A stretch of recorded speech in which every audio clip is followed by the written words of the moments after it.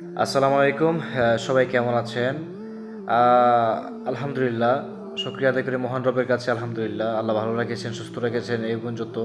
তবে অনেকেরই আসলে যার অবস্থান থেকে ভালো না থাকারই কথা। বর্তমান আরব কান্ট্রি এবং কি বিশেষ করে আমরা যারা সৌদি আরবে আছি, সৌদি আরবে যারা বসবাস করছেন তাদের আতঙ্কে দিনকাল পার করছি। গতকাল আমি যখন নাকি ইফতারি খেতে বসছি তখন মানে আমাদের এখানে প্রায় ৫০-৬০ জন লোক ছিল একসাথে।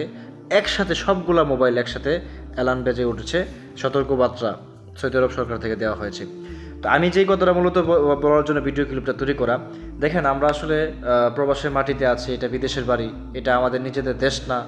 তো আমরা এমন কোনো কাজ করব না যেই কাজে আমাদের পরিবার পরিজন কান্নার কোনো উসিলা হয়ে যায় আমরা, অথবা আমাদের নিজের জীবনে বিপদ টেনে আনি। ইতিমধ্যে আমরা দেখতে পেয়েছি যে দেখেন সৌদি আরব আইনগতভাবে খুব কঠোর আইনগতভাবে। তো আপনারা অবশ্যই জানেন যারা বসবাস করছেন সৌদি আরবে।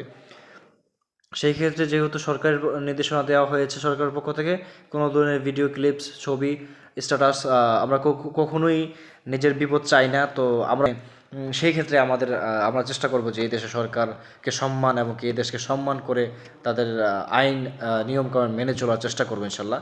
আমরা কখনোই আমাদের বিপদ ডেকে আনবো না।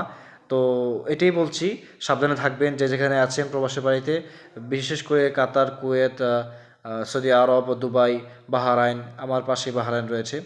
সবাই সতর্ক থাকবেন, সাবধান থাকবেন প্রিয় বন্ধুরা।